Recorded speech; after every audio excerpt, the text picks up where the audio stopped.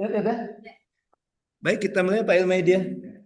Baik, Bismillahirrahmanirrahim. Assalamualaikum warahmatullahi wabarakatuh. Waalaikumsalam Waalaikumsalam warahmatullahi warahmatullahi wabarakatuh. Kita akan hari ini kita akan melaksanakan evaluasi seminar evaluasi aktualisasi untuk kelompok 4 angkatan 14 Latsar Pemerintah Kota Lubuk Linggau tahun 2024. Kita ada 9 peserta. Untuk penguji kita itu ada Pak Ilmaidi Saputra, dan untuk kesempatan pertama ada Maulida dari Visip Unsri yang dimentori oleh Bu Hoirunisa akan memaparkan laporan aktualisasinya. Oke, ada silakan dipaparkan laporan aktualisasinya. Baik, terima kasih Coach atas izinnya. Saya akan men-share materi PPT saya terlebih dahulu.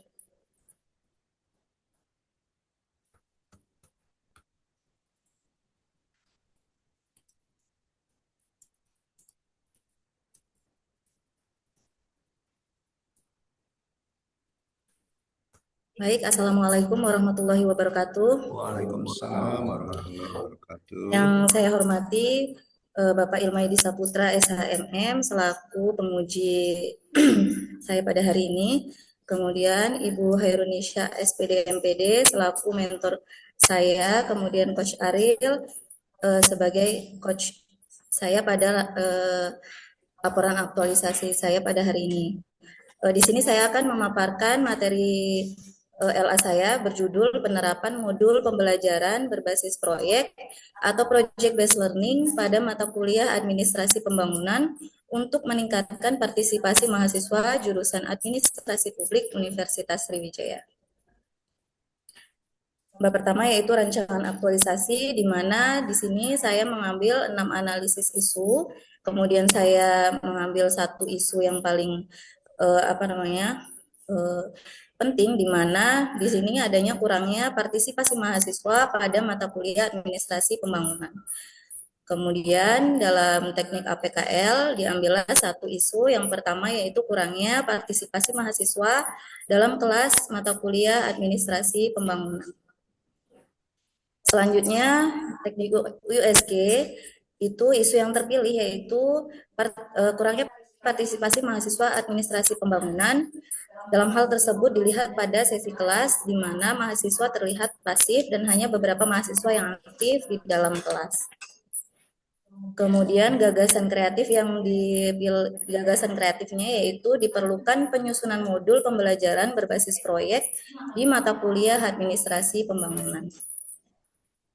Kemudian pada bab 2 pelaksana aktualisasi, di sini saya akan menampilkan video dalam pelaksanaan aktualisasi yang telah saya lakukan di kurang lebih 4 minggu kemarin. Izin menampilkan video, Coach. Assalamualaikum warahmatullahi wabarakatuh. Nggak nampak. Di stop dulu share screen-nya, share ulang. Share sound, jangan lupa share.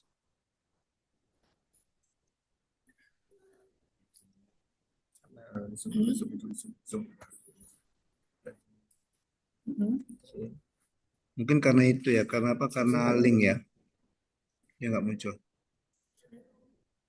Nah, hidupin dulu video yang di link tuh,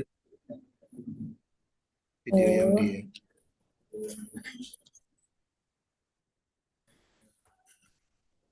Sebentar.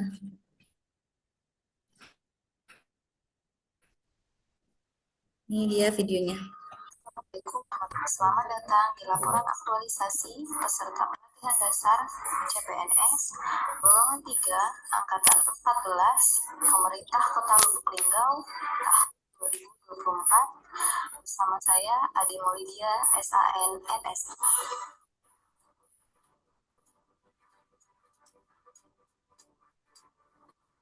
Dengan laporan aktualisasi yang berjudul penerapan modul pembelajaran berbasis proyek atau project based learning atau PJBL pada mata kuliah administrasi pembangunan untuk meningkatkan partisipasi mahasiswa. Hasil peserta dengan nama Jadi Maulidia SANMSI IP 1995 08 19 20 24 06 2003. Asisten ahli, dosen sosial dan ilmu politik Universitas.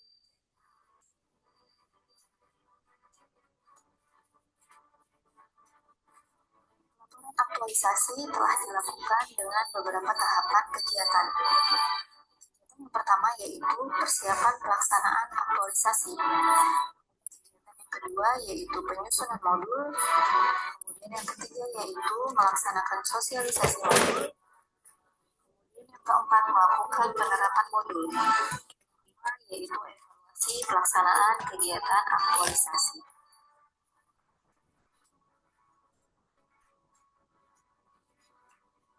Kegiatan pertama yaitu persiapan pelaksanaan aktualisasi. Tahapan pertama, menemui pimpinan program studi dan mentor dengan konsultasi dan memperlihatkan rencana kegiatan. Kemudian berdiskusi dengan mentor dan coach Ariel mengenai perubahan judul sesuai arahan dari penguji Bapak Ilmaidi Saputra SEMM. Kemudian tahapan yang kedua yaitu berdiskusi dengan sekretaris jurusan Bapak Januar Eko Ariansyah SIP MSI untuk menggunakan mata kuliah administrasi pembangunan dalam melakukan aktualisasi. Berikut adalah evidence-nya.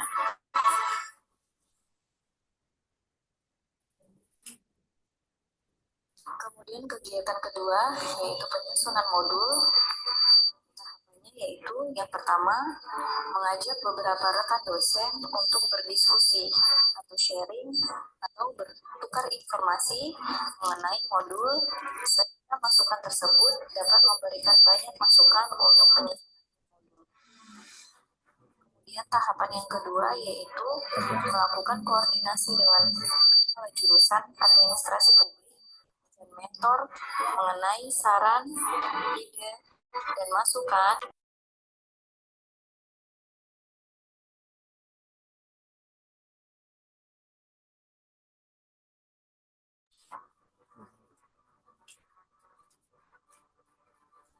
kegiatan ketiga yaitu melaksanakan sosialisasi modul.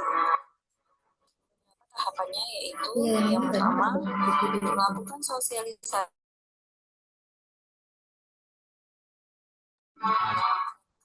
yaitu sosialisasi dengan mahasiswa mata kuliah administrasi pembangunan dan absensi hadir kegiatan sosialisasi. Evidence dari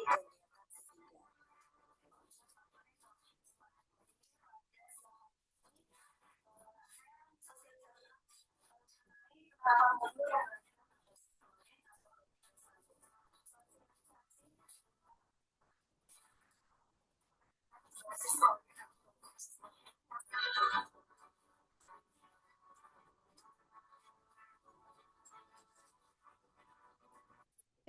Kegiatan keempat yaitu melakukan penerapan modul. Beberapa tahapannya yaitu pertama, meminta review dan berdiskusi dengan rekan dosen sejawat, pimpinan prodi, maupun mentor mengenai isi modul yang telah disusun. Kemudian tahapan yang kedua yaitu umpan balik dan diskusi dengan rekan dosen. Berikut merupakan evidence dari kegiatan keempat.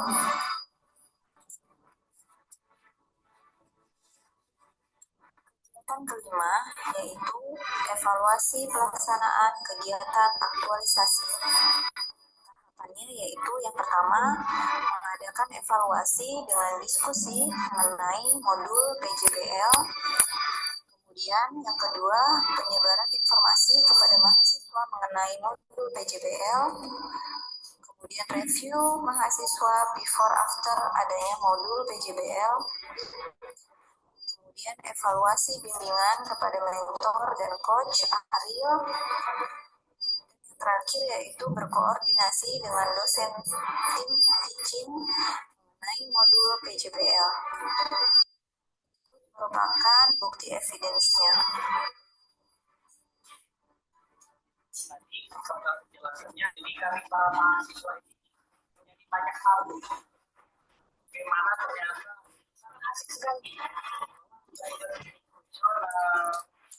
observasi dan Demikianlah laporan aktualisasi peserta pelatihan dasar CPN 3 Angkatan 14 Pemerintah Kota Lubuk Linggau tahun 2024. Yang saya hormati, memuji Bapak Ilmaidi Saputra SHMM, kemudian mentor Ibu Hairunisha SPD MPD, dan Coach Dr. Alam Syahril MPD. Assalamualaikum warahmatullahi wabarakatuh.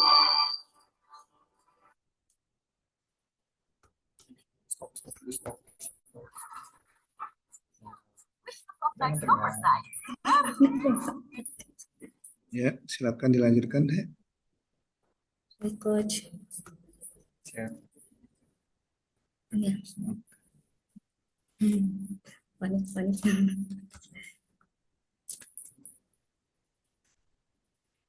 Udah suaraku udah keluar. Setelah adanya pelaksanaan aktualisasi, kemudian di sini adanya manfaat aktualisasi terhadap penyelesaian core issue, di mana manfaat dari isu ini yaitu sebelum aktualisasi, modul pembelajaran berbasis proyek belum ada pada jurusan administrasi publik, khususnya mata kuliah administrasi pembangunan. Padahal PJBL adalah model pembelajaran yang sangat memfasilitasi mahasiswa untuk berpartisipasi aktif dalam proses pembelajaran melalui pengaplikasian pengetahuan yang dimilikinya dalam konteks kehidupan sehari-hari. Kemudian setelah aktualisasi, rangkaian pelaksanaan kegiatan PJBL tersebut sudah dapat digunakan sebagai salah satu media pembelajaran dan sudah dapat diterapkan dalam pembelajaran. Karena modul PJBL mengarahkan mahasiswa untuk melalui tahapan-tahapan sehingga dapat menghasilkan sebuah produk pada akhir proyek. Kemudian mahasiswa mampu menciptakan sesuatu yang baru secara mandiri berdasarkan keterampilan yang diperoleh selama pembelajaran dan dapat mencari solusi dan berkolaborasi dalam suatu tim. Kemudian kendala dan solusi di sini kendala yang saya hadapi yaitu adanya kegiatan akademik di luar kegiatan aktualisasi. Solusi saya yaitu manajemen waktu dengan baik sehingga semua kegiatan dapat terlaksana. Kemudian yang kedua yaitu di sini sangat membutuhkan bantuan tenaga dan pikiran dari rekan-rekan sejawat untuk meminta saran dan masukan. Sehingga solusi saya yaitu meminta bantuan kepada atasan untuk membantu koordinasi dengan rekan kerja lainnya. Kemudian setelah itu bahan literasi yang sedikit, jadi solusi saya yaitu mencari bahan referensi yang aktual dan sehingga sesuai dengan modul PJBL. Bab ketiga yaitu penutup. Di sini saya mengambil kesimpulan bahwa modul PJBL sangat penting bagi mahasiswa dalam partisipasi dalam kelas. Yang menggunakan teori ke praktik, yaitu dengan berobservasi. Kemudian yang kedua, pemecahan masalah dengan modul PJBL mendorong mahasiswa untuk berpikir kritis. Kemudian yang ketiga yaitu meningkatkan pembelajaran aktif mahasiswa, yaitu mendorong mahasiswa untuk terlibat aktif dalam proses belajar melalui diskusi, kerjasama tim, analisis, pengambilan keputusan, bukan hanya menghafal sebuah materi. Kemudian yang keempat, membangun keterampilan kolaboratif, kemudian mendorong pemahaman mendalam tentang topik yang dibahas karena mahasiswa terlibat secara langsung dalam eksplorasi dan analisis tersebut. Kemudian yang keenam yaitu relevansi dengan dunia kerja, yakni membantu mempersiapkan mahasiswa belajar untuk menghadapi tantangan dalam karir mereka. Kemudian rencana tindak lanjut yaitu yang pertama, melakukan pembimbingan pada penggunaan modul ke tahap berikutnya, yaitu pendampingan dilakukan dan dianggap berhasil apabila modul PJBL dipergunakan secara maksimal. Kemudian melakukan evaluasi secara menyeluruh terhadap modul yang dipergunakan secara umum. Kegiatan modul ini dianggap modul sudah dapat dipergunakan sebagai bahan ajar. Kemudian tindak lanjut yang selanjutnya yaitu melanjutkan pembentukan modul ke dalam buku cetak atau bahan ajar. Ya, kemudian kegiatan ini telah menjadikan modul menjadi buku ajar berbasis proyek. Pengalaman aktualisasi di mana yang penulis dapatkan setelah melakukan aktualisasi di instansi asal, yaitu mahasiswa ternyata membutuhkan bentuk pembelajaran yang tidak membosankan dan memberikan pengalaman pada mereka untuk melakukan eksplorasi melalui penerapan kegiatan di lapangan. Oleh karena itu, kegiatan aktualisasi ini sangat diharapkan mahasiswa karena berdampak positif dalam kegiatan pembelajaran. Ini modul yang bisa di-scan, yang di-scan bisa menampilkan modul tersebut. Terima kasih. Baik, terima kasih kepada Ade Maulidia yang sudah memaparkan laporan aktualisasinya. Selanjutnya kepada mentor dan Ibu Hairunisa, dipersilakan Ibu untuk memberikan penguatan terhadap laporan aktualisasi ini. Kepada Ibu Nisa, dipersilakan. Baik, terima kasih Pak Alam, Coach Alam, terima kasih Pak Imaidi. Selamat juga kepada Ade sudah sampai pada tahapan ini. Izin Coach menyampaikan bahwa lebih kurang 30 hari atau sampai 40 hari Ade sudah melakukan kegiatan aktualisasi, yaitu dengan merancang modul pembelajaran yang berbasis proyek itu secara khusus di mata kuliah apa Ade? Administrasi pembangunan, Ibu. Administrasi pembangunan. Jadi penerapan model pembelajaran ini melalui disusunnya modul ini tentunya sangat membantu di dalam proses pembelajaran mata kuliah ini. Jadi mudah-mudahan modul yang dibuat oleh Ade bisa mendukung pembelajaran yang ada di jurusan administrasi publik pada khususnya di FISIP Unsri yang bisa dikembangkan juga pada mata kuliah lain sehingga pembelajaran itu yang berpusat kepada mahasiswa sesuai dengan prinsip andragoginya pembelajaran orang dewasa, maka kami berharap aktualisasi dari Ade ini dapat dilanjutkan untuk mata kuliah yang lain, juga di-share nanti dengan teman-teman yang lain, bekerja sama dengan tim yang lain sehingga pembelajaran lebih kondusif lagi. Itu saja Coach, Pak Imaidi. Terima kasih. Assalamualaikum. Waalaikumsalam warahmatullahi wabarakatuh. Terima kasih kepada Ibu Hairunisa yang sudah memberikan penguatannya. Selanjutnya kepada Pak Ilmaidi Saputra selaku penguji dipersilakan untuk memberikan saran-saran, komentar dan pertanyaan. Silakan Pak. Baik, terima kasih. Saya hormati Pak Kos, Pak Alam Syahil, serta Bu Mentor, Bu Hairunisa. Sedang di perjalanan nih, sepertinya Bu ya. Kemarin. Iya Pak, perjalanan menuju Indralaya nih Pak. Tapi nggak di kondisi sedang disuntik lagi ya? Enggak Pak, kemarin kena suntik. Kemarin ketemu dengan peserta Iqbal juga Bu ya. Sama. Ketemu kembali Bu. Baik, serta saya banggakan ini peserta sedang melaksanakan presentasi dari laporan aktualisasinya atas nama Ade Maulidia. Ya, panggilan Ade ya. Baik, saya mungkin langsung ke Ade. Di sini kan membuat modul belajar membasiskan proyek kasus berarti ya. Dengan contoh kasus ya. Gitu ya. Ini kan untuk aktualisasi saya anggap sudah selesai nih. Jadi sudah dipakai, sudah baik, sudah dibuat videonya. Ya, anggap kalau untuk aktualisasi sudah selesai, aktualisasi di kegiatan pelaksanaan dasar. Namun untuk aktualisasi di kajian tetap dilaksanakan karena 6 bulan ke depan ini akan diadakan evaluasi pasca. evaluasi pascanya akan diminta, ini akan mendukung untuk akreditasi baik itu kami penyelenggara, universitas maupun dari instansi pengirimnya Kemendikbudristeknya. Ini akan diminta 6 bulan ke depan nih perkembangan dari aktualisasi peserta ini. Jadi bukan hanya sebatas di pelatihan dasar saja, tapi tetap berlanjut. Di sini kan menyebutkan tindak lanjut. Tindak lanjutnya ada 3 nih. Lakukan pembimbingan, melakukan evaluasi, serta melanjutkan pembentukan modul ke dalam bentuk buku cetak. Ya. Nah, masih ada nggak tindak lanjut yang lainnya yang belum disampaikan rencananya? Ya, silakan ada dijawab. Di ini dulu deh. Ambil.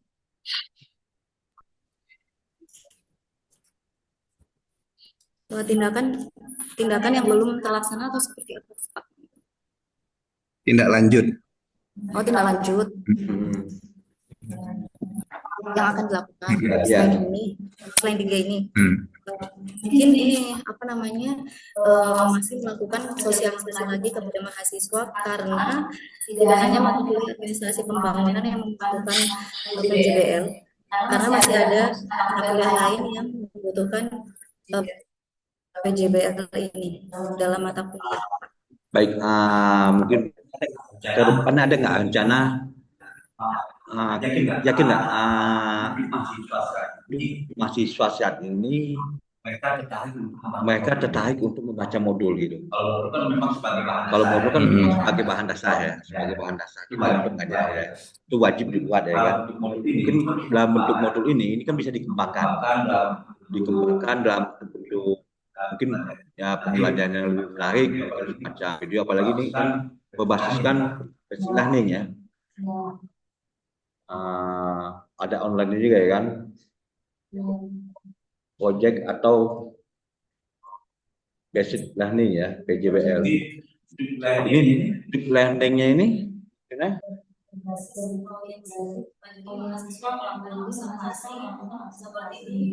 Seperti pasar tempat KAI, mereka konsentrasi, kemudian mereka menghasilkan proyek dalam presentasikan dalam kelas.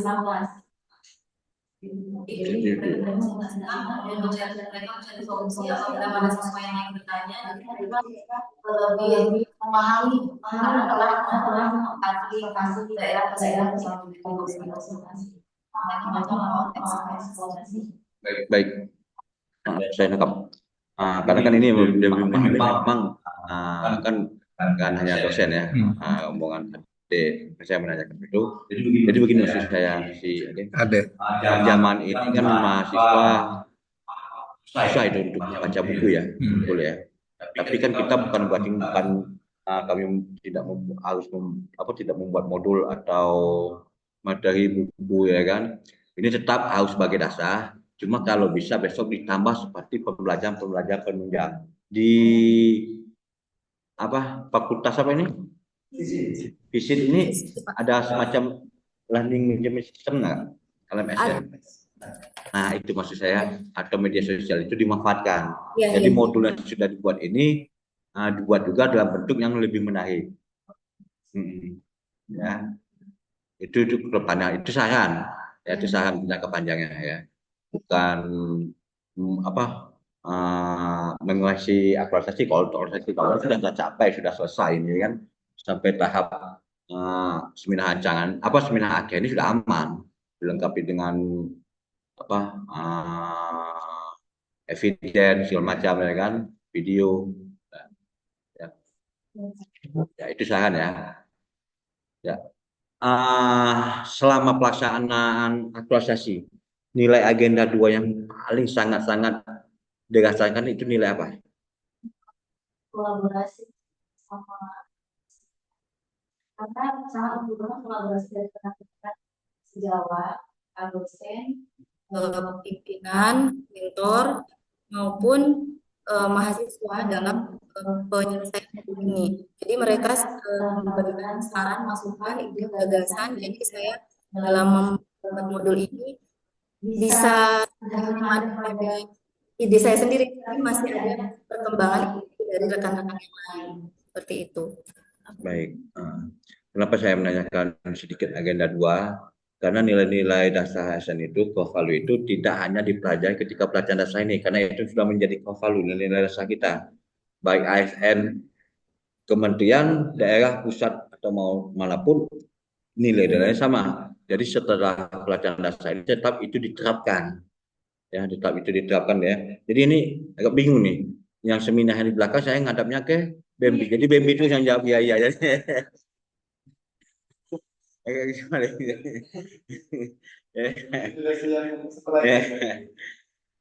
Ya, mungkin itu. Karena saya nggak, kalau di seminar saya nggak terlalu banyak menanyakan soal nilai lagi.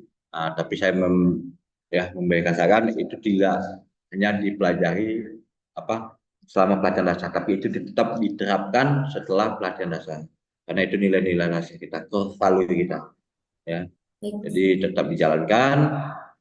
Jadi saya rasa ini kalau untuk laporan nggak terlalu banyak ditanyakan Pak Alam, sudah cukup juga. Mau tindak lanjut kendala sudah disampaikan, saran juga sudah disampaikan di bab 3 juga. Mungkin hanya itu. Saya kembalikan kepada Pak Alam saya. Baik.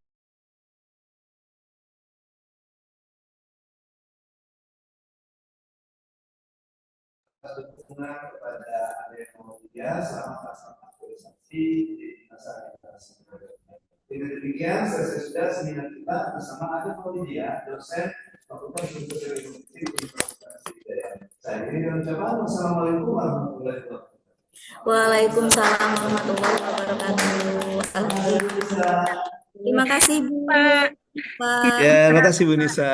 Terima kasih Pak Alam, makasih Pak Imaidi. Selamat ya adik. Ya, Terima kasih Ya. Bu. Izin keluar dari ruangan ya Pak ya. ya silakan Ibu. Ya. Baik, telah hadir Ibu Hesti Pujiwati. Ibu Hesti Pujiwati, apakah suara kami bisa didengar Ibu? Bisa Bapak. Ya. Baik, kita akan melanjutkan ke peserta selanjutnya. Selamat datang Bu Hesti, terima kasih atas kehadirannya. Kita akan melanjutkan ke peserta kedua. Kali ini Bembi Akbar Serawai, dosen di Fakultas Pertanian Universitas Bengkulu, akan memaparkan laporan aktualisasinya. Oke, Bembi silakan dipaparkan laporan aktualisasinya. Baik, terima kasih waktunya mentor yang sudah hadir hari ini, Ibu Dr. Hesti Pujiwati, SPMSI, selaku mentor saya selama aktivitas aktualisasi. Lalu Coach Dr. Alam Syaril MPD yang sudah senantiasa membimbing aktivitas aktualisasi. Lalu telah hadir juga penguji Bapak Ilmaidi Saputra, SHMM, juga selaku Kepala UPT Diklat BKPSDM Kota Lubuk Linggau. Baik, saya izin share screen terkait dengan laporan aktualisasi saya.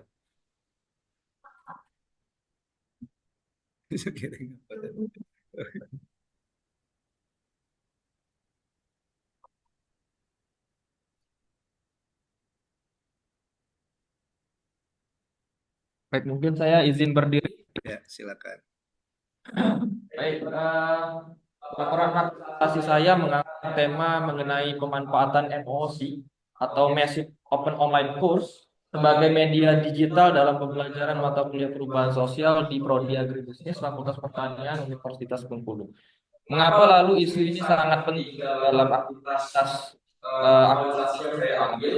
Kita tahu bahwa digitalisasi itu merambah di seluruh sektor.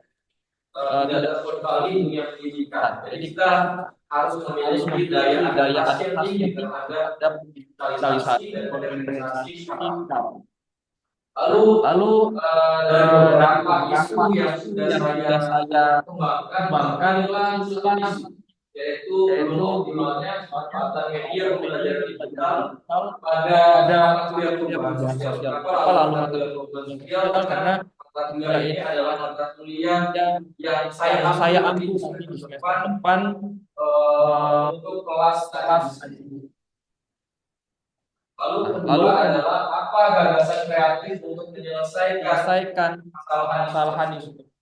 terdapat gagasan kreatif yang lalu muncul pada saat gagasan kreatif, yaitu penerapan media digital dalam pembelajaran perubahan sosial. Ini adalah rencana kegiatannya. Mungkin Bapak Ibu sudah bisa lihat di laporan aktualisasi saya. Ada 5 tahap, ada persiapan, penyusunan teratur, ada pembuatan draft, ada pelaksanaan kegiatan, dan terakhir adalah kegiatan evaluasi. Gini ya, gangguan ya. Resi ininya share screen-nya enggak jalan. Kalau medianya Ya, Bu Esti yang enggak kelihatan ini Bapak. Iya, nggak bergerak nih, Pak. Slide-nya. Iya. Nah, gitu aja jadi. Nah, malah saya muncul. Nah, Apakah sudah bisa dilihat? oke, dah. Ya. Saya tidak Slideshow ya? saja. Iya, betul, udah usah slideshow. Biar. Oke. Ya, akan saya lanjutkan pelaksanaan aktualisasinya 1 bulan dulu di bulan November, dan izin saya akan menyampaikan video aktualisasi. Jadi 23 agenda saya buat dalam 1 video. Nanti ada lanjutan terkait dengan evaluasi yang sepertinya saya sampaikan di dalam video. Jadi nanti ada next yang saya sampaikan. Memutar video aktualisasi.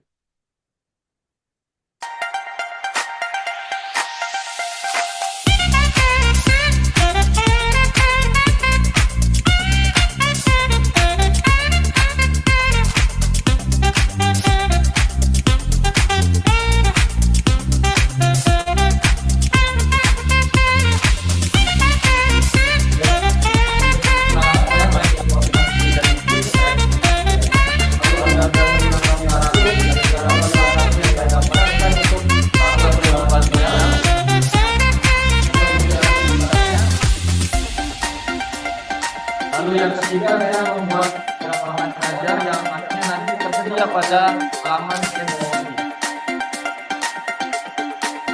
Ya, ini merupakan kegiatan pelajaran yang saya lakukan terkait dengan pengelolaan buku.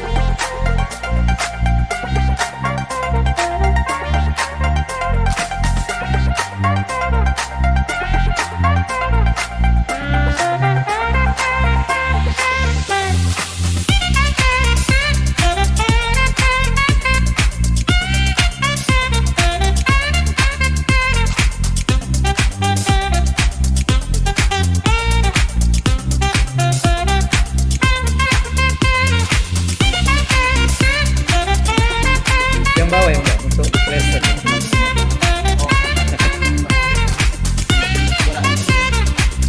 di dalam kegiatan pembelajaran foto bersama mahasiswa di kelas bahan terbiasa. Ini adalah kata mereka setelah aktivitas sosialisasi. Saya Devi Sinta dengan NPM S1D 022067. Di sini saya dari kelas Agribisnis A dan mengambil mata kuliah perubahan sosial yang diampu oleh Pak Wendy, yang dimana sistem pembelajarannya menggunakan aplikasi MOOC. Dari situ saya merasakan bahwa sistem Berapa banyak mahasiswanya, Bem? Ada 3 mahasiswa yang saya ambil. Mungkin coba langsung ke mahasiswa kedua saja. Yang pertama. Kedua, lalu dan sebelumnya itu Oh, ini yang kedua. ini kedua. Kalau dari saya itu sangat praktis ya, mudah dijangkau di mana saja, tapi tergantung dengan penggunaan internet masing-masing. Sekian. Oke. Dan ini yang ketiga. Ketiga. Jadi saya skip saja Pak ya. Ya. Jadi ada 3 mahasiswa yang akhirnya mereview aktivitas pembelajaran menggunakan MOOC dalam mata kuliah perubahan sosial. Lalu saya melihat, saya mengevaluasi bagaimana lalu hasil kegiatan MOOC ini. Ada evaluasi awal sebelum kegiatan MOOC saya lakukan. Itu ternyata bisa dilihat dari 1 sampai 5 ini mereka sangat tidak tahu, tahu dan sangat tahu. Jadi sebelum kegiatan MOOC mereka tidak tahu dengan yang namanya MOOC, mereka tidak dapat menggunakan emosi, manfaatnya mereka juga tidak tahu, apalagi pengoperasiannya. Jadi kita lihat bahwa satu dua ini menjadi sangat tinggi karena mereka memang belum tahu dengan emosi itu apa. Sedangkan kamu sudah memiliki emosi dalam diri kita. Lalu yang kedua, ini hasil evaluasi penggunaan emosi sebagai media pembelajaran. Sudah saya upload di dalam emosi-nya. Mungkin nanti kalau misalkan bersedia, saya akan tunjukkan emosi fakultas kepanitiaan dan fakultas guru. Oke, yang selanjutnya yaitu saya mengevaluasi dari aspek pengetahuan umum dan pembuatan akun. Jadi tadi kan kita lihat bahwa mereka sangat tidak tahu dan tidak tahu ada komponen. Kita lihat bahwa grafik biru itu cenderung dan sangat sedikit sekali yang tahu tentang aspek pengetahuan umum. Lalu setelah aktivitas atau yang ditunjukkan pada garis oranye, itu mereka sesudah melakukan emosi. Jadi di angka 4 dan 5 itu sangat tinggi sekali. Jadi hasil evaluasinya menunjukkan bahwa peningkatan terhadap aspek pengetahuan umum sebelum dilaksanakannya pembelajaran dan setelah dilaksanakan pembelajaran. Lalu pada aspek membuat akun, mereka dari yang tidak tahu dari sangat tahu karena memang sudah dilakukan kegiatan pembelajaran menggunakan emosi. Lalu dari aspek tujuan dan manfaat penggunaan emosi, kita lihat bahwa sebelum itu sangat kecil sekali mereka yang tahu, lalu sesudah sangat tinggi yang tahu. Lalu pada aspek manfaat itu sama halnya seperti aspek-aspek lain. Sebelum dan sesudah itu memiliki signifikansi yang sangat tinggi. 80,9% mahasiswa menerima manfaat penggunaan emosi dalam aktivitas pembelajaran. Lalu pada aspek pengoperasian emosi ternyata dianggap sebagai user friendly atau sangat mudah dipahami mahasiswa.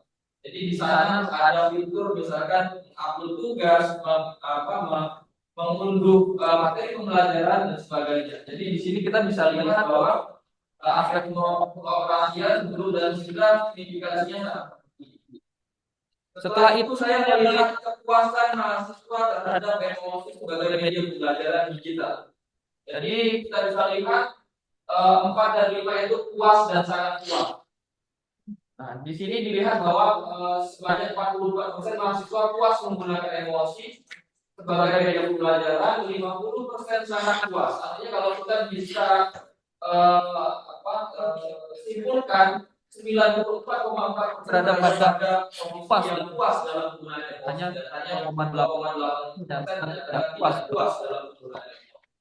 Lalu ada saran perbaikan. Tentu dalam aspek ini tidak semua hal yang kami laksanakan memiliki kepuasan atau hal-hal yang lain. Jadi ada saran sedikit dari mahasiswa terkait 3 hal. Yang pertama ada fitur. Kita lihat bahwa dari hasil saran ditemukan 72% mahasiswa menyarankan bahwa fitur pembelajaran emosi itu harus ditingkatkan. Selama ini mungkin saya hanya mengatakan pada materi, tapi sebenarnya emosi juga bisa menggunakan video pembelajaran. Sehingga tidak hanya pada materi tertulis saja, tapi juga ada video pembelajaran. Ini jadi saran yang sangat tinggi dari mahasiswa dan mungkin nanti akan dilakukan rencana tindak lanjut untuk mata kuliah selanjutnya. Ada 8,3% menjawab permasalahan karakter. Lagi-lagi kita berbicara digital, kita berbicara tentang bagaimana jaringan masuk di dalam aktivitas pembelajaran. Tentu universitas harus memiliki daya jaringan yang tinggi sehingga tidak ada lagi mahasiswa tidak bisa mengakses emosi dalam aktivitas pembelajaran. Oke. Selanjutnya manfaat aktualisasi. Ini ada manfaat dari penulis, pimpinan langsung, unit kerja dan rekan kerja. Dari penulis yaitu sebagai pembelajaran mengembangkan ide pembelajaran, lalu aktualisasi nilai akhlak dan seterusnya. Pimpinan langsung kita membantu kader kerja dalam mencapai instrumen kinerja utama, lalu unit kerja juga terkait dengan isu dan rekan kerja untuk memperkenalkan pembelajaran berbasis digital untuk menggunakan aktivitas belajar mengajar. Kendala dan solusi yang saya sampaikan tadi bahwa ada 3 kendala. Yang pertama adalah media pembelajaran digital ini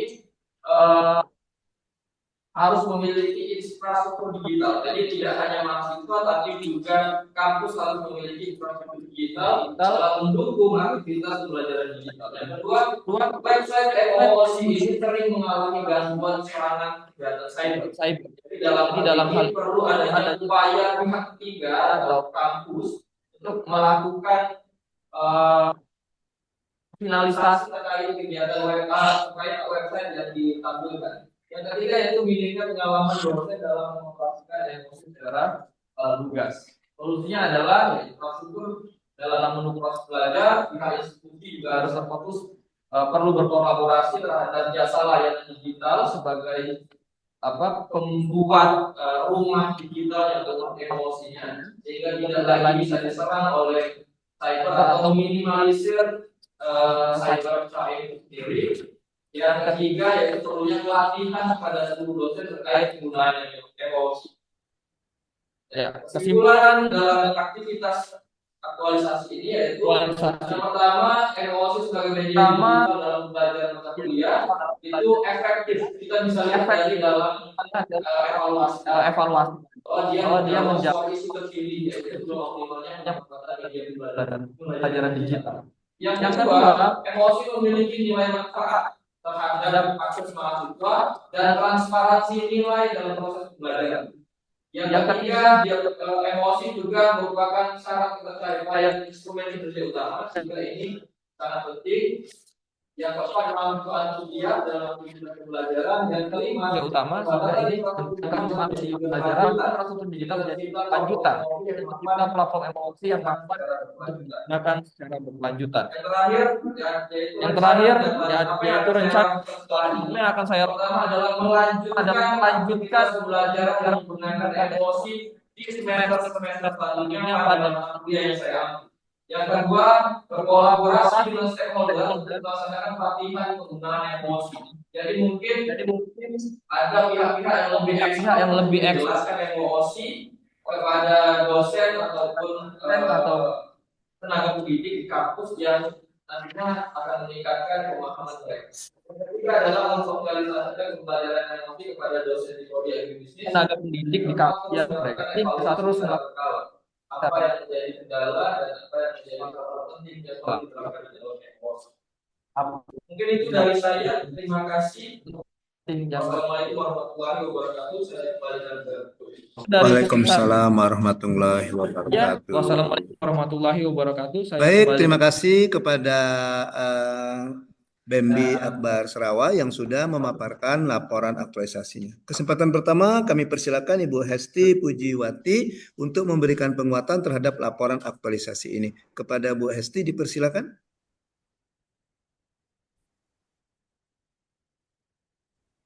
Waalaikumsalam warahmatullahi wabarakatuh. Ini yang terhormat Bapak Penguji, Bapak Ilmaidi SH, MM, kemudian Bapak Coach, Bapak Dr. Alam Sahril, MPD. Terima kasih atas kesempatan yang diberikan kepada saya untuk menyampaikan evaluasi apa yang sudah dilakukan secara BEMBI ya. Jadi aktualisasi telah dilaksanakan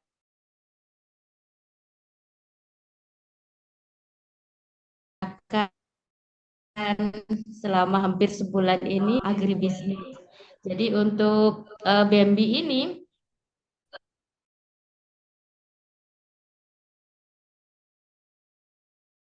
menggunakan MOOC di program studi. Jadi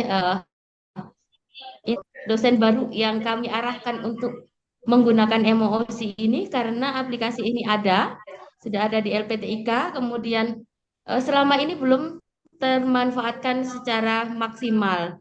Jadi rasanya baru dosen-dosen baru ini yang di Fakultas Pertanian baru menggunakan MOOC ini. Dan sudah terbukti tadi setelah itu juga dapat berjalan dengan baik dan ternyata tidak terlalu sulit. Dan di ini pembelajaran lebih menarik, kemudian lebih interaktif begitu ya. Jadi mudah-mudahan ke depan ini MOOC ini bisa diterapkan. Jadi jangan berhenti setelah laksar ini. Jadi bisa diterapkan untuk mata kuliah nanti yang akan BEMBI ajar dan juga mengajari juga dosen-dosen yang lain supaya bisa menggunakan MOOC sehingga apa yang fasilitas yang sudah ada kita bisa manfaatkan karena sekarang juga proses pembelajaran digital itu memang mau tidak mau kita harus ikuti itu dan kita supaya tidak ketinggalan. Mudah-mudahan semuanya ini nanti bisa ditularkan ke dosen-dosen terutama khususnya di program studi agribisnis dan sefakultas dan mungkin di universitas begitu. Jadi mungkin nanti tim yang 13 ini MOOC akan menguatkan MOOC di Universitas Bengkulu. Mungkin menjadi satu tim, kemudian membuat workshop begitu, sehingga bisa ditularkan ke dosen-dosen yang lain. Dan selama aktualisasi, Saudara Bembi juga sudah menerapkan uh,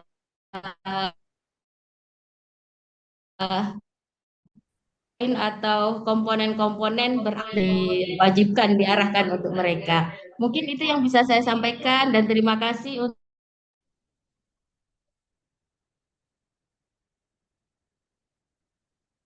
untuk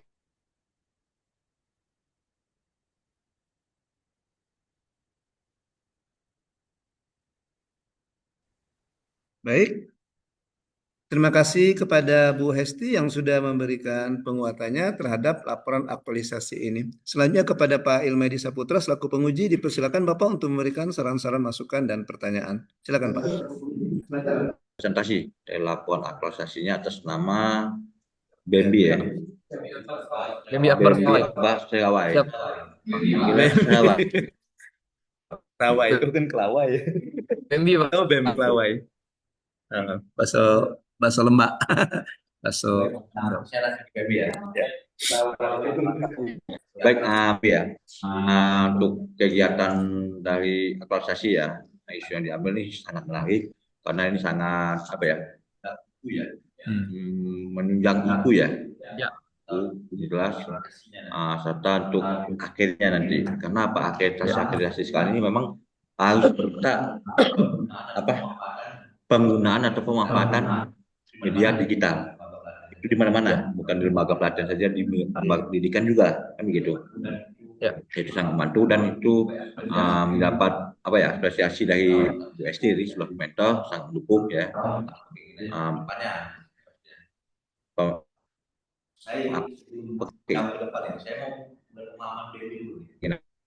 Untuk kedepannya pasti ya.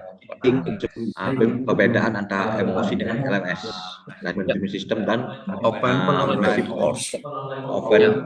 Saya izin menjawab Pak.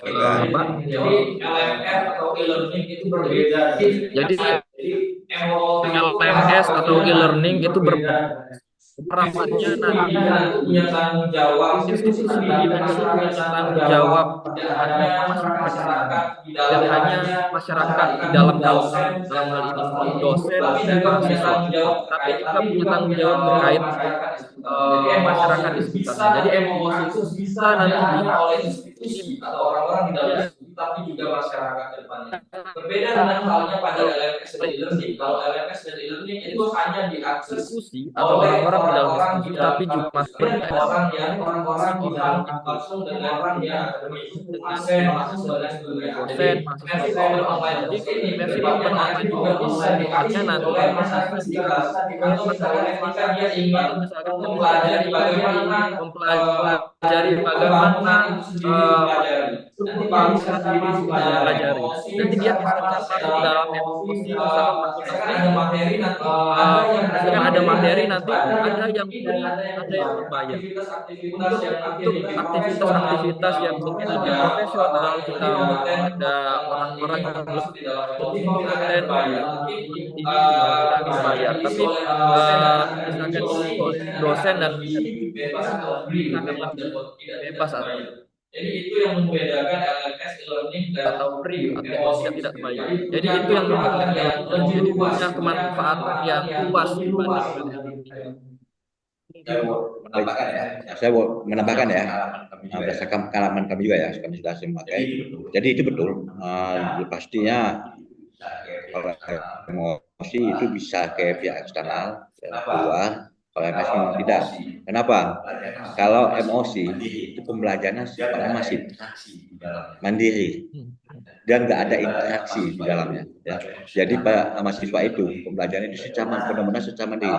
Contohnya pengalaman ketika naik kelas saya, kan emosi di dalamnya ada tuh, chat yang mengarahkan, nggak ada interaksi ya kan di dalamnya kan. Memang peserta mau membuka belajar medicine betul. Makanya kalau emosi itu nanti ini emosi memang sangat bagus untuk pihak kampus. Ini sebagai penunjang, ya ini sebagai penunjang.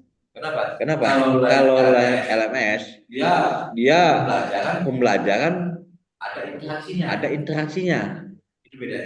Itu bedanya. LMS learning dia memang tidak secara tatap muka di dalam kelas, tapi dia bisa ataupun melalui dunia tatap muka dalam dunia maya ataupun melalui dunia juga kan, kasus juga bisa. Tapi ada komunikasi di dalamnya, ada interaksi di dalamnya. Nah, itu kalau yang lebih mudah membedakannya. Tapi kalau emosi nggak ada interaksi sama sekali. Kalau emosi itu harus banyak bahan dalamnya. Kan seperti dilaksanakan itu membaca modul, nonton video, mengerjakan kuis, evaluasi, hingga tahap terakhir mendapat sertifikat gitu kan. Yang paling susah ini pengalaman ya. Paling susah emosi ini memperkenalkannya. Yakin nggak mahasiswa ini kalau nggak dipaksa akan membuka emosi tersebut? Harus ada paksaan. Ini sudah saya sampaikan juga dari 180 main. Bagaimana paksaannya? Dijadikan kewajiban. Mungkin mata kuliah apa nih? Perubahan sosial. Bagi mahasiswa yang ingin mengikuti ujian semester pada mata kuliah perubahan sosial harus menyelesaikan emosi. Ya kan, itu bisa dipaksakan. Jadi mau nggak mau dia buka emosi tersebut, baca modul, melihat video, mengerjakan kuis atau kuis tes dan post tes di dalamnya. Nanti ada outputnya, mungkin semacam duduk karena mungkin dia sudah menyelesaikan piagam atau yang lain ya, dia sudah menyelesaikan edikan yang bisa diberinya sebagai syarat dia untuk mengikuti ujian semester. Itu contohnya pemaksaannya. Kenapa? Kalau nggak dipaksa emosi itu nggak akan jalan, nggak akan ada yang melihatnya. Tapi walau kalau dipaksa mahasiswa itu mereka bisa mengakses di mana saja, nggak butuh internet di kampus. Dia sambil malam-malam duduk nongkrong dengan teman-teman saja, sambil ngobrol bisa, akses segala bisa, sambil ber-TV bisa. Itu menangnya emosi dan penunjang terutama. Ya, itu sebagai gambaran Baby ke depannya untuk mengembangkan emosi.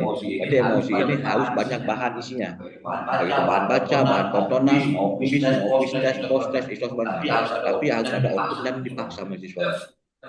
Saya nggak yakin. Kalian aja kemarin kalau nggak dipaksa ini jangan nggak emosi itu. Karena dipaksa. Iya betul. Seperti itu juga. Ya, kenapa itu masif ya, nggak ada interaksi. Dan jangan sosialisasinya harus ada tutorial juga. Jangan dipersiapkan memang. Ya. Itu yang alamnya bagi pengalaman juga. Kenapa saya nggak menanyakan nilai-nilai yang lain lagi? Karena itu sudah selesai kan. Dividen itu sudah lengkap ya kan. Dan saya lebih mengutamakan untuk kedepannya.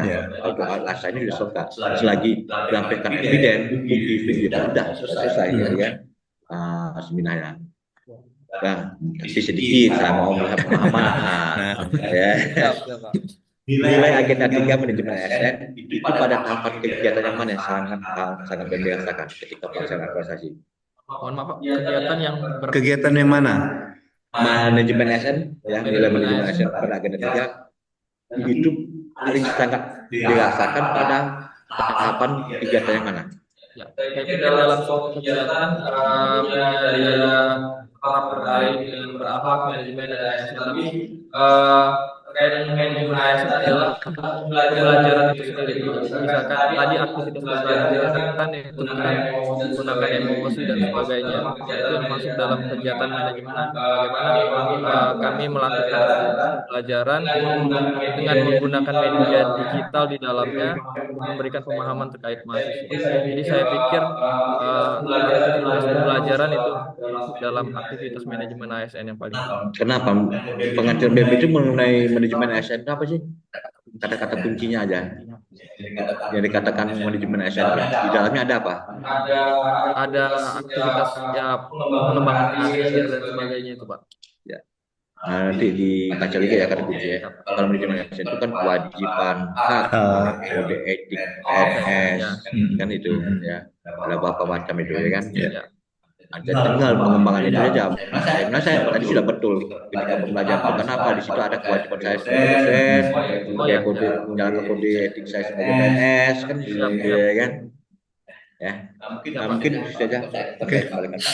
Baik, terima kasih kepada Pak Ilmaidi yang sudah memberikan banyak saran-saran dan masukannya. Terima kasih juga kepada Ibu Esti Pujiwati atas dukungannya kepada BMB Akbar Serawai selama pelaksanaan aktualisasi di masa habituasi tempoh hari. Dengan demikian selesai sudah seminar kita atas nama BMB Akbar Serawai. Seminar atas nama BMB kami akhiri dengan ucapan wassalamualaikum warahmatullahi wabarakatuh. Waalaikumsalam warahmatullahi wabarakatuh. Terima kasih Pak. Terima kasih Bu Esti. Izin live. Ya. Terima kasih Bu. Terima kasih. Baik, telah hadir Prof. Ilham, Profesor Dr. Rutranus Ilham Epkes, selaku mentor dari Kevin Waldo, dosen di Fakultas Keguruan dan Ilmu Pendidikan Universitas Jambi. Ya Pak, hadir Pak. Selamat datang Pak Ilham. Terima kasih Prof atas kehadirannya. Baik Pak, sama-sama Pak.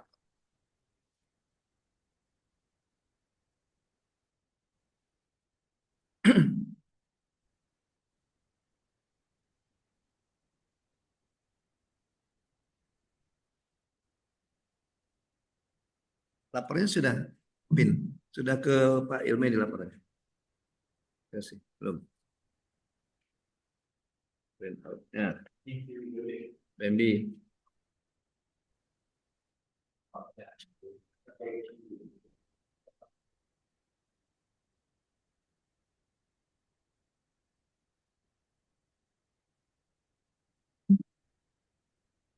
Oke, siap Kevin? Baik. Baik, kita akan melanjutkan seminar kita ke peserta selanjutnya, peserta ketiga. Kali ini Kevin Waldo dari FKIP Jambi akan memaparkan laporan aktualisasinya. Oke, Kevin Waldo silakan dipaparkan laporan aktualisasi. Baik, terima kasih untuk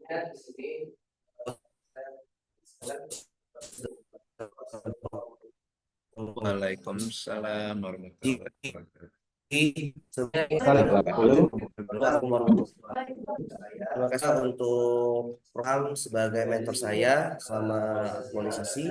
Dan di sini aktualisasi yang akan saya terapkan adalah penerapan media pembelajaran berbasis game-based learning melalui platform Kahoot pada mahasiswa mata kuliah gizi olahraga. Mungkin di sini kenapa saya mengambil mahasiswa kuliah ilmu gizi olahraga karena di saat masa aktualisasi hanya di saat pembelajaran itu saya dapat pengajarannya. Dan di sini seperti di saya itu kenapa saya mengambil dulu penerapan media yang berbasis game ini karena di tempat saya itu saya evaluasi selama masa-masa evaluasi saya mendapatkan di sini belum adanya penerapan media pembelajaran berbasis game-based learning. Kenapa saya mengetahui itu? Karena saya itu tidak disengaja menggunakan teknologi itu game-based learning. Karena saat itu saat masa aktualisasi bersama coach, saya mendapatkan referensi atau memang sesuatu ide, oh ternyata ini bisa loh jadi contoh.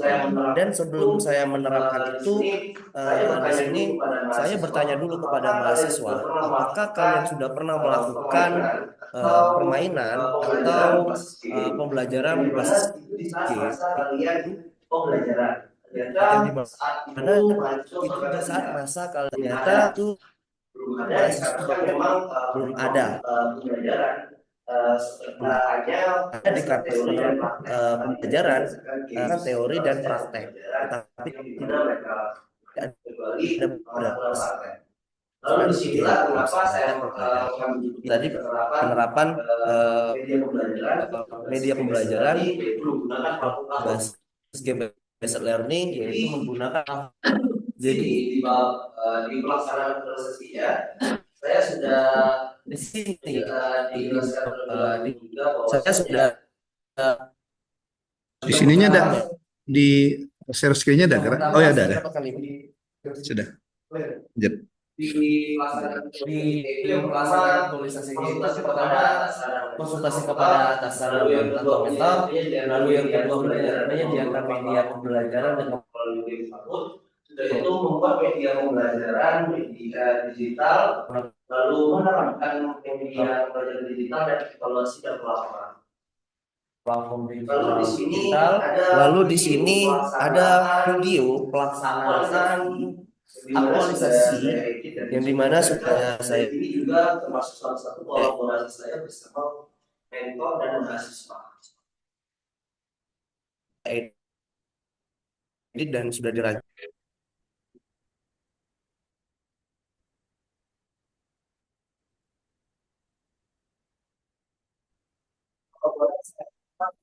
Boleh langsung ke kegiatan boleh.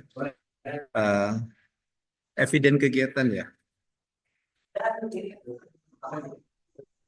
Ya, ini adalah kegiatan pertama yaitu menemui mentor dan saling berkolaborasi bersama mentor dan untuk pembahasan apa yang akan saya akan buat saat masa-masa bersama Prof.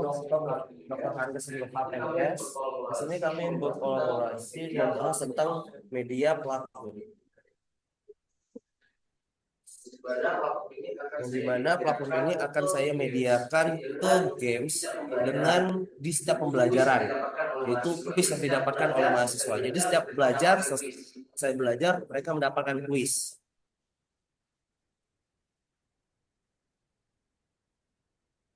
Dan di sini mentor saya Prof. Ilham di sini memberi arahan dan ide di mana setiap pembelajaran kuisnya itu nggak usah banyak-banyak, cukup soal atau 5 soal saja dalam tahap pembelajaran agar untuk menjadi pengingat mahasiswa. Dan di sini masa saya cari ya tahun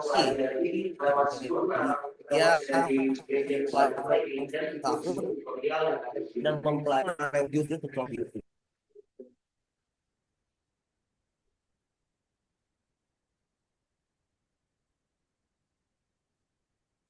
Ini saya mempelajari seluruhnya agar pembelajaran nanti itu tidak kesulitan dalam penerapannya. Dan di sini adalah saat pembuatan pembelajaran tersebut. Jadi pembuatan pembelajaran ini saya langsung ke websitenya dan sesudah itu saya sudah menyiapkan soal-soal atau kisi-kisi atau kuis yang akan disiapkan untuk diterapkan kepada mahasiswa.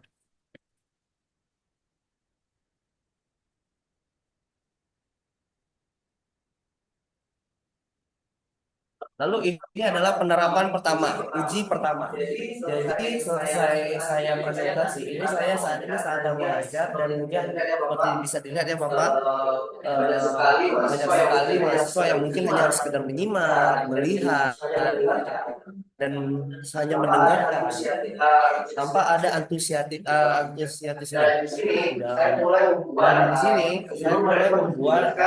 menyuruh mereka menggunakan handphone mereka sebagai media, dan disinilah Smart ASN saya lakukan menggunakan digitalisasi. Sesuai instruksi, saya memberikan instruksi kepada mereka tata cara pelaksanaan dan apa saja, karena memang benar-benar mereka tidak pernah melakukan atau menggunakan platform tersebut.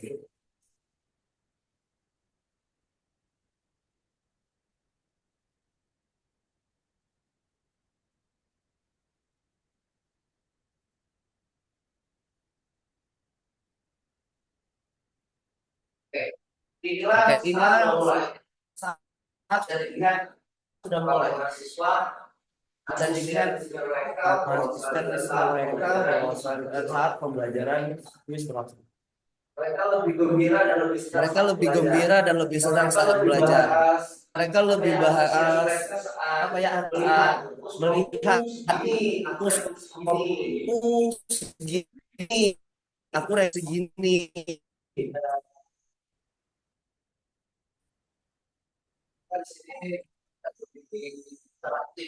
Mereka di sini bisa terlihat lebih dan ini tapi bahwasanya kalau mereka bisa ini bentuk dari kalau di handphone mereka timbulnya seperti apa.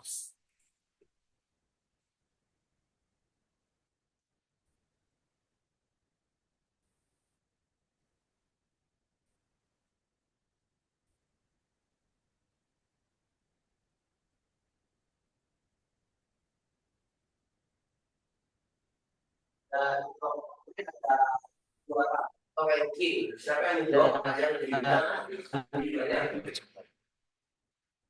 Ya, bisa dilihat membuka bahagia mereka atas apa hasil pembelajaran yang mereka rasakan.